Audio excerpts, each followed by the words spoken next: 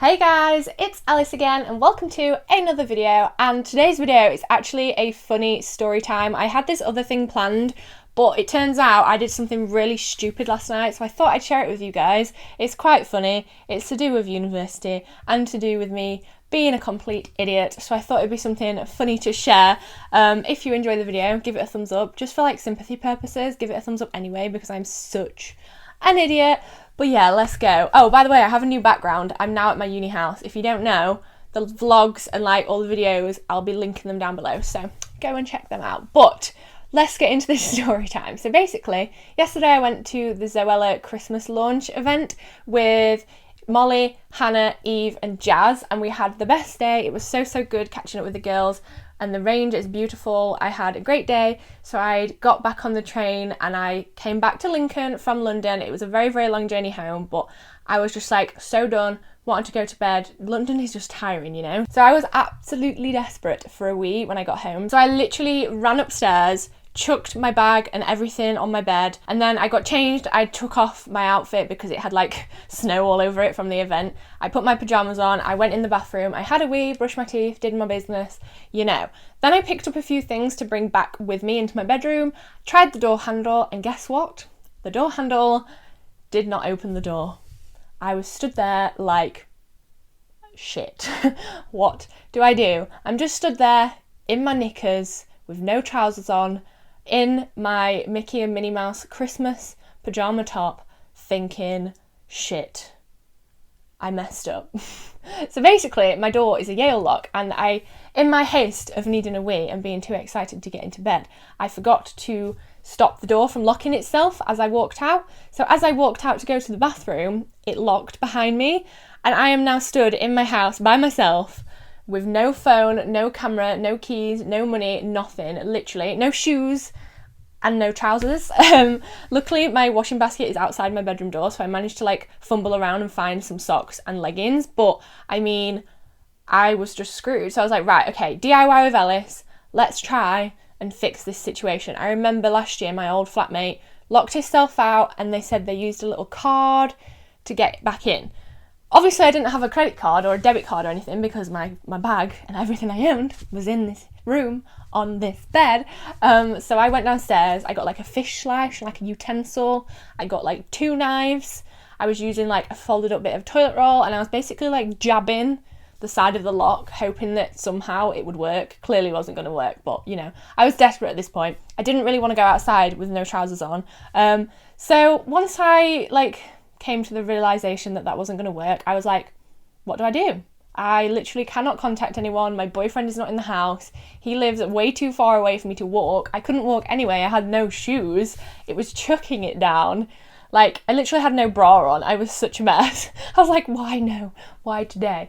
So I ended up walking outside in my socks in the rain. I ran over the road and I knocked on the first door I saw. I just saw a light on in the front room and I was like, I'm going to knock on your door. I literally have no choice at this point.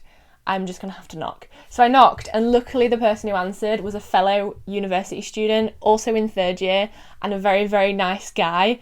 And he was like, who are you? Who is it? And I was like, oh, it's your neighbour. I've locked myself out. Can I borrow your phone? So I had to borrow his phone. He was very nice. I tried to ring my mum's house phone. My mum lives in Doncaster, an hour away, so she wasn't going to be much help, but somehow I needed to inform the landlady that I was stuck outside my bedroom with nothing. So I tried to ring my mum's house phone. That didn't work, which was great. I was like, good, just what I need. And then I tried to ring my grandma's mobile number, and I think I put it in wrong in the panic, so that also didn't work. At this point, I'm feeling very sorry for this guy who I just like bombarded with my problems, and now I'm calling number 3. So I ended up ringing my grandma's house phone. My grandma was like, oh, I just said the usual, like, oh, hi, it's Alice. And she's like, oh, hi, lovey, like trying to start a conversation. And I was like, wait, grandma, I'm having a crisis. I'm locked out. I'm fine. I'm alive. Just a little bit wet. I'm stood outside in my pajamas and no shoes. But can you ring mum to ring Jade so Jade can ring the landlady? I really confused my grandma. My grandma was like trying to make conversation with me, like pleasantries, and I was like, Grandma, we need to be quick. I'm talking to a random neighbour and he's letting me use his phone. can you ring mum? So grandma ended up having to ring mum. She was trying to like get us both on speakerphone so we could talk to each other via her mobile and her house phone. That doesn't work, but you know, grandma doesn't know that. So I had to like repeat this. I was like, can you get mum to ring Jade and Jade to ring the landlady and get someone to rescue me and let me into my room so I can put clothes on and get in bed. So in the end, I ended up having to hang up on grandma and just trusting that she was going to ring mum. And then I went back to the house. So I literally came back to the house and I was like, I can't even entertain myself. I don't have a phone. The TV is broken. I was like, what do? I did the pots. I did some washing up, you know. Thought I'd be a good housewife in my little dilemma. Wrapped myself up in the throw that was on the sofa. And I just waited and I thought sometime soon someone's got to rescue me. I don't know what's happening because I had no form of contact. Didn't have a clue what time it was because there's no like actual clocks. I always use my phone. Rookie error. And then the next thing, someone knocked on the door and it was the same guy who I'd knocked on his front door. It was my neighbour and he was like stood with his phone like, oh, someone wants you. And I was like, oh, okay, sorry, this is really annoying. And it was my mum like, we can't get hold of your landlady. I was like, oh my goodness, what do I do? So I gave her like an emergency number that we have and hoped that that was going to work and like said thank you to the guy, apologised, told him I was going to buy him a drink at Freshers. Literally, I'm so embarrassed by myself, and locked the door, sat down, waited. So I was hoping that this emergency number would work. A lot of time passed. I'm not quite sure if it was as much as I thought, but because I didn't have a phone or any way of knowing what time it was, it felt like hours. I sat in the downstairs bedroom that hasn't got any furniture in it really, it's just got a bed, and I sat on the bed, wrapped in my throw, staring longingly out the window, hoping that someone would pull up and rescue me. Like, I was literally debating life situations. I was like, how crazy is it that I do not have my phone and all of a sudden I don't know how to function? Like, I was like thinking of scenarios. What happens if I was instantly homeless and I had to like start from scratch? What would I do? I don't want to be a prostitute. I don't want to do this. I don't want to do that. I was like, I'd have to be an artist, but then I'd have to steal stuff to be an artist. What would I do? Like, all these scenarios are going past. Every time a car went past, I was like, please be for me, please be for me, please be for me. Oh no. And I was getting really upset. Like, honestly, it was a trauma. I ended up like kind of giving up and just laying on the bed like, well, this is what I'm doing for the night. And I actually saw someone I recognised walk past the window, like someone from my course, a friend, walked past, and I was like, wait, I know you.